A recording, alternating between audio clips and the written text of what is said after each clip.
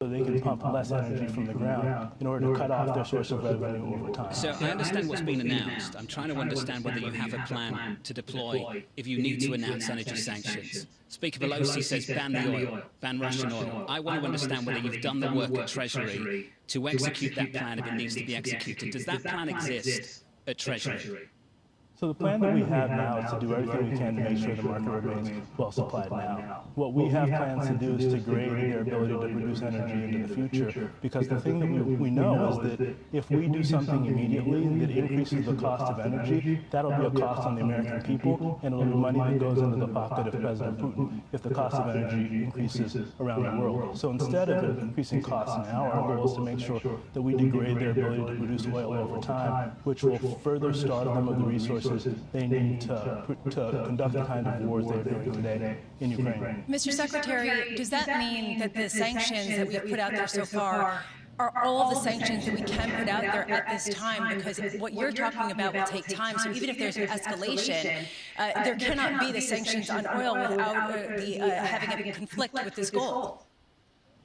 No, that's not true. We have other sanctions options outside of the immediate sanctions on the energy industry. We have sanctions on the financial industry that we can continue to deploy, sanctions on their defense industry we can continue to deploy. We have a number of options that we can do that will allow us to meet the President's objective, which is maximizing the cost in Russia and reducing the cost in the United States and on Europe. Our goal is to make sure that the energy market remains well supplied, because that's important to the American people. But by making sure that energy prices stay low, it starves President Putin of the resources he needs to continue to fight the war in Ukraine and also to destabilize the region. Mr. Secretary, how important is it to then get more production domestically, to encourage the domestic oil and shale producers to actually increase output, to create a buffer, to give you more tools?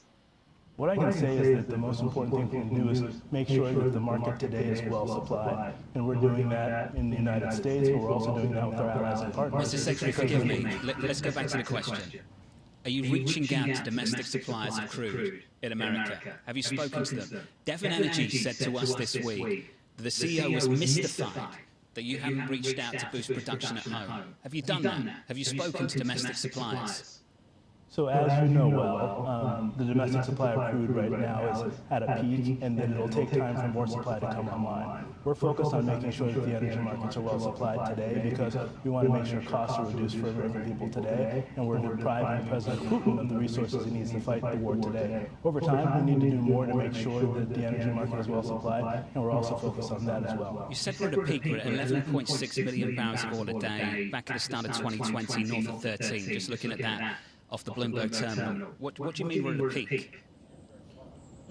My point is that at the moment we are producing a great deal of energy in this country. It'll take time for additional energy to come online, but what we want to make sure is that as that energy comes online, we're well supplied today, because we want to make sure that Americans who are going to the pump today are paying the lowest possible cost. That's going to require not just us to take action here in the United States, but other producers also to make sure that the energy market's well supplied. You're a great student of history on this, Mr. Secretary, and is this a sea change for the politics and the energy politics of the Democratic Party? Does Joe Biden have to lead the Democrats to a new energy theory, a new energy philosophy?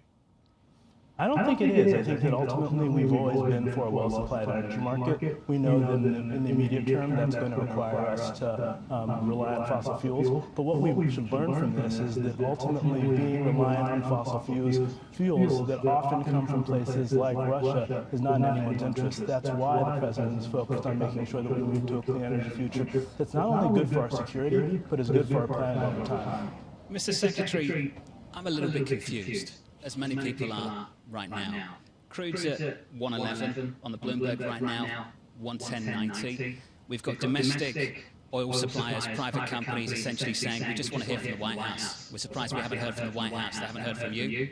They haven't heard from the White House. It doesn't make sense, and you keep repeating the same thing over and over again. We need to make sure there's enough crude supply, yet you won't reach out to domestic suppliers. We need to tighten the grip on Russia. The fact of the matter is people are stepping back from Russian crude anyway, and as you know, and I'm just going to repeat this for our audience, not for you, sir, 3% of crude imports last year for the United States came from Russia, just 3%. So people are already stepping back from Russian crude.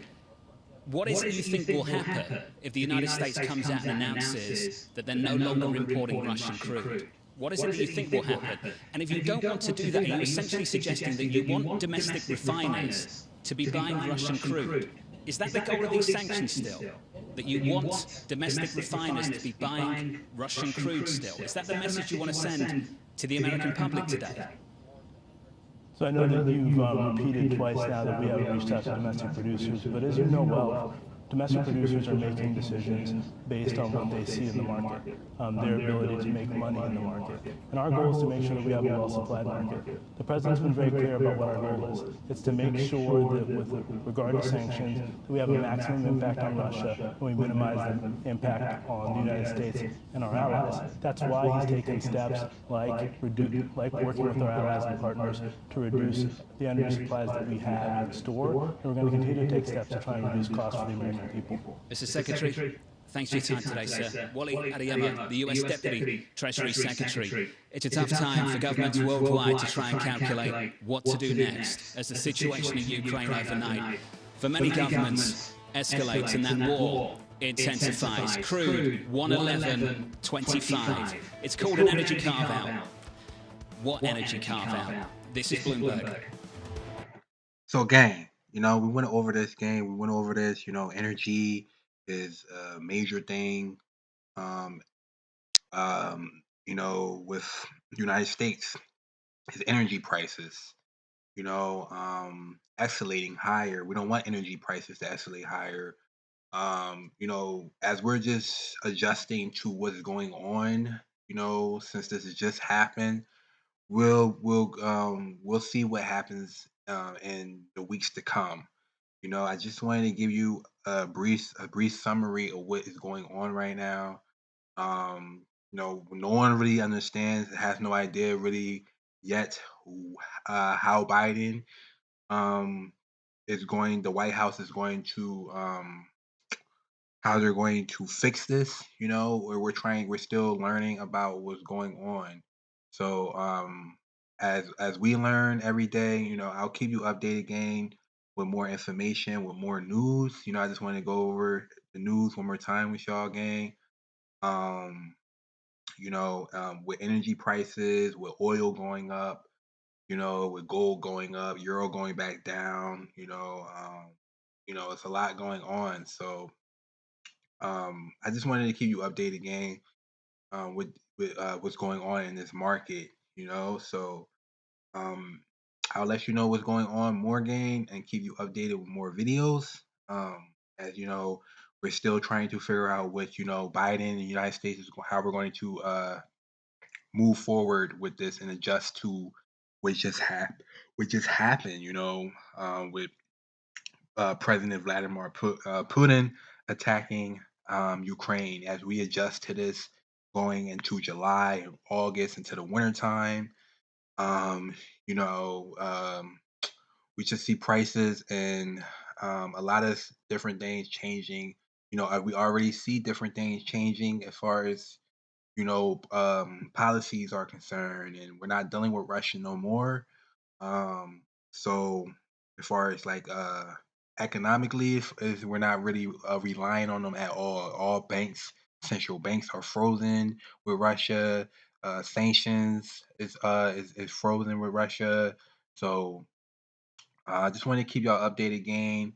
Um, as we still are adjusting to what the market is doing and fluctuating, and we just have to adjust to what the market is showing us. So that's why we go over the news. So we can adjust to what's going on in the future in this market. As we trade in this market, gang. So I hope these videos help, gang. Um, and I'll keep you updated with more videos. All right, gang.